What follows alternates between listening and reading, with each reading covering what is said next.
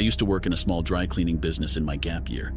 The incident I had when I worked there has surely left a scar on me. One day at work, I was alone with the owner, just finishing the last few chores before closing.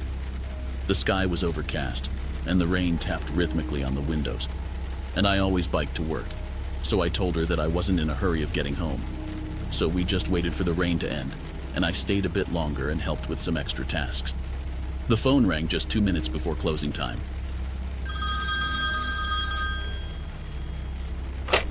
A voice on the other end sounded desperate, a shaky woman's voice. The woman explained that she needed a favor. Her voice was quivering as she said her daughter had just experienced her first period and, well, the blood had soaked into their bed sheets. They had also tried to use towels to clean the sheets. She couldn't afford to buy new ones, and she'd tried everything to clean it herself. Now, I'm no stranger to handling tough stains, but the sincerity in her voice struck a chord. She said they were in a tight spot financially. I put her on speaker so she could talk with the owner. She assured her that we could take care of it and she could drop it off now if she wanted to.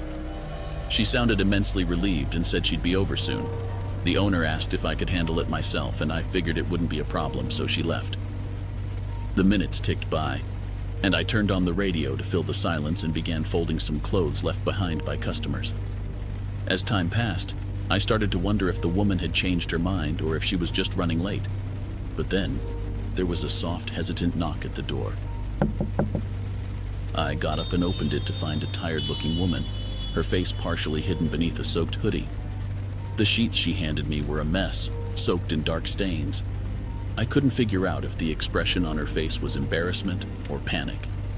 I told her not to worry, that I'd seen worse stains in my time, which was true. I assured her I'd do my best to get them clean and offered her a hot cup of coffee to warm her up. She said she didn't have time and went straight out of the store again. It felt quite odd. I got to work on those sheets, scrubbing as hard as I could. The rain stopped and I decided to lock up and finish it the next day. The next day before I clocked in, the owner had already started the cleaning. I had expected to find them in the same condition as when the woman dropped them off. The owner told me that I could just deliver it as the last task of the day. Later that evening, the owner and I discussed the plan for delivering the sheets and towels back to the woman. We had agreed to drop them off at her house, which she had described as being a bit remote. I set off in the company car with the freshly cleaned sheets. I followed the directions she had given me the day before, since she didn't pick up the phone when I called her, so she had no idea I even came with them now.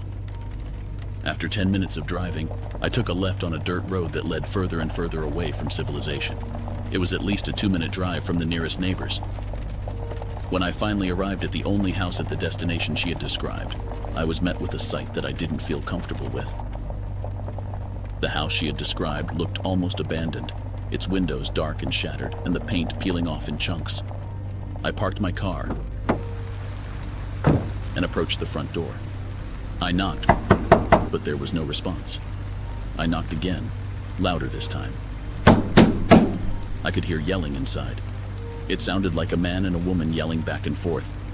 I could only make out that the man was confused as to who was at their door. I yelled from outside that it was from the dry cleaner. After what felt like an eternity, the door opened slowly and only halfway, revealing a man. He looked just as messy as the woman who had dropped off the sheets. I told him that a woman had dropped off some sheets and towels the day before, and that she had described this place. The woman entered the door frame behind the man. She had a black eye that I hadn't noticed when she came to the store yesterday, so I had no idea if she got it in the meantime or if she already had it. The man looked at her and got angry with her because she had dropped off the sheets and towels at the dry cleaning. I felt uncomfortable just standing there and listening to the man insulting the woman. The man opened the door wide to receive the sheets.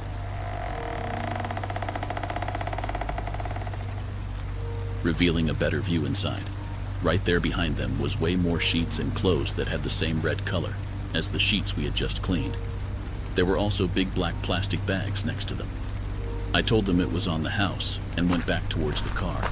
The door slammed and the man started yelling again. Getting back inside the car was relieving. I was in shock and didn't really know what to think of the whole situation or what had happened, and I'm not sure I want to know.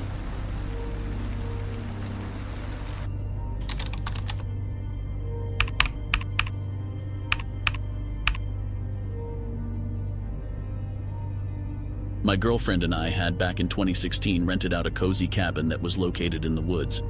It was winter, and there were snow-covered trees as far as the eye could see. The perfect winter wonderland. We'd been planning this getaway for months, longing for some peace. We arrived pretty late, so we took our toilet bag and what else we needed, and went straight to bed. There wasn't much light, so we didn't get to see the cabin very well before the next day. The cabin was a rustic place, far from any signs of people. It was everything we'd dreamed of, with a fireplace, dimly lit interior, and no interruption from anyone but ourselves. When I went outside to the car the next day to gather the last things from the trunk, I noticed some tracks in the snow. It looked like footsteps, so I asked my wife if she was out during night or early this morning. She told me she hadn't been outside and asked me why. I lied and said that it just looked so beautiful outside and didn't mention the tracks. She can easily freak out, and it was probably nothing, so I went out to kind of cover the tracks before she noticed them. As I covered them, I saw they came from the edge of the woods nearby, which was really weird. I mean, it could easily be an animal of some sort, but the tracks looked too much like human footsteps. I'm no expert, but it did make me think twice. We went on with our second day, and it was perfect. We cooked a delicious meal, clinked our wine glasses, and watched the snow fall through the cabin's frosty windows.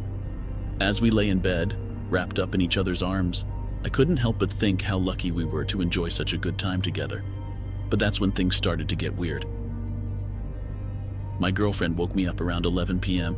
and said something about tapping sounds. She mumbled something about the wind, but I was so tired. I just pulled her close to me and we went back to sleep. I woke up around 2 a.m. and it was freezing. I cuddled up against my girlfriend to get warm again, but she was just as cold. I then noticed that I could hear the wind surprisingly good. I got up and entered the living room, but as I got further in, a feeling so unbearable struck through me. I had stepped on some glass. I had to wake up my girlfriend so she could help me getting the glass out of my foot. We tried to turn on the few light sources we had, but none of them worked. The electricity was out. She had to pull out the glass using the light of a candle as the only light source. It was hectic, but warm, which felt great. She then asked me where that windy sound came from and why there was glass on the floor. And then I remembered that's what I was up for, to check it out. It appeared that the window was smashed in, and that was probably what had woken up my girlfriend earlier that night. As we went closer to the window, true horror struck through my girlfriend and me. Just as yesterday, I saw footprints leading from the edge of the woods right up to our cabin. I no longer thought this could be an animal. I told her about the footsteps I saw yesterday. We both turned out the candle so nobody could look inside and see us. And then we went back to the bedroom to scout outside from the window. In the distance, we saw a man who was covered in clothes as if he was about to climb Mount Everest. And he just stood there, looking towards the cabin. We decided to lock all the doors and windows. We were too afraid to go back to sleep, and we were talking back and forth about what the heck was going on. I think we sat there for 2 hours just looking at the person outside. We concluded it was best to just get away from there. So my girlfriend packed our bags in a hurry while I kept looking out. When all the bags were packed, we got dressed up and ran out the door over to the car and drove off. While all this was happening, the man just stood completely still. But as we drove away and I looked into the rear mirror, the man walked towards the cabin. The day after we got home, we tried calling the person who rented out the cabin, but we could get in contact. 1 week later, we received an email explaining that we need to pay for the window and leaving the cabin without cleaning it. On top of that, we got a payment because we just left the cabin unlocked and didn't leave the key at the same spot the person had left it for us. We wrote back what had happened to us, and that there was no chance that we would pay for that. We never received another mail from them.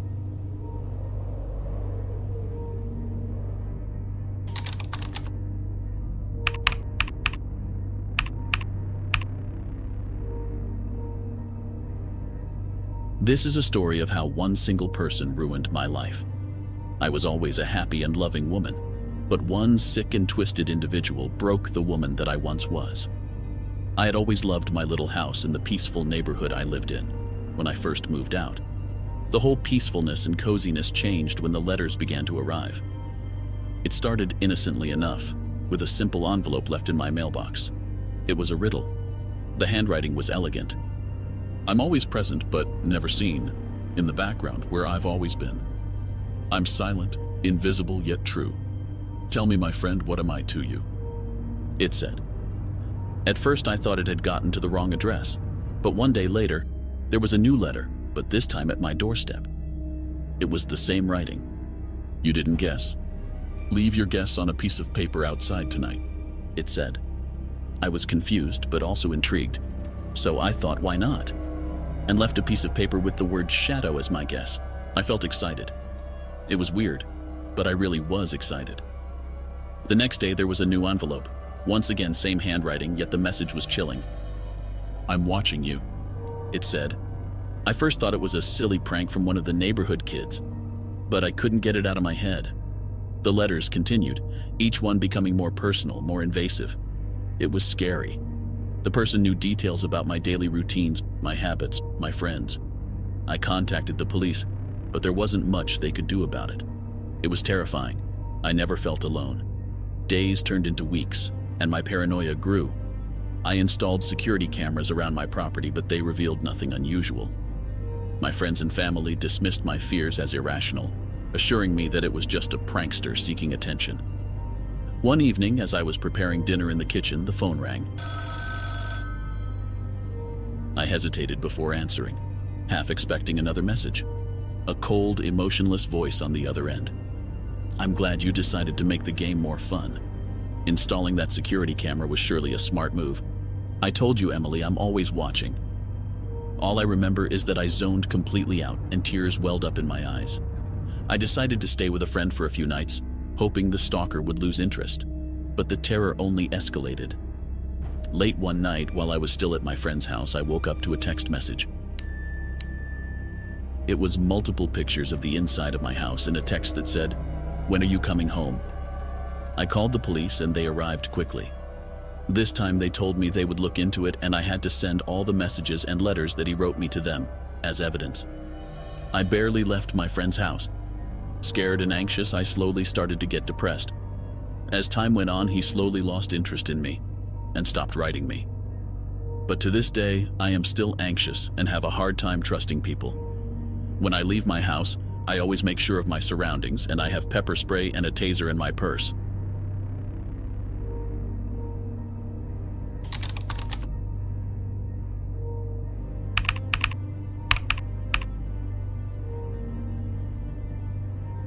My good friend Mark and I, well, we're what you'd call collectors, vintage stuff to be precise.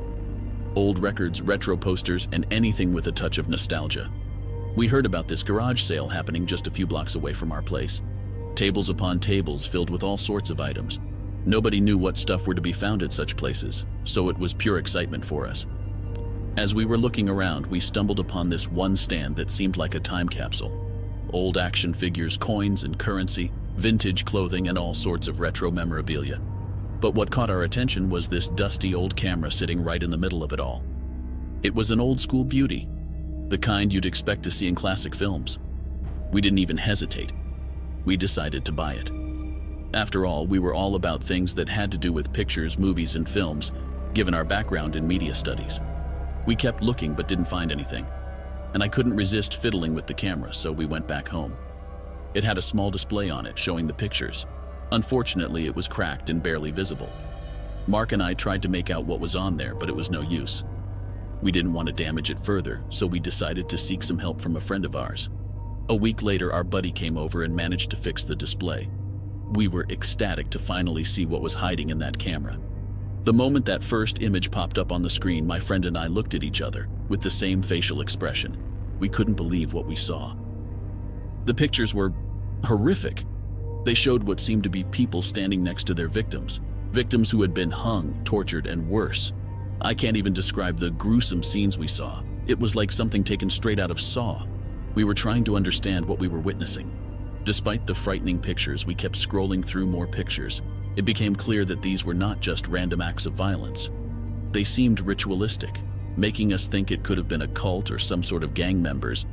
We considered reporting it to the authorities, but the fact that all faces on the pictures was kind of blurry and in bad quality, they wouldn't be able to do anything, especially since it wasn't pictures that was taken last year, but longer time ago.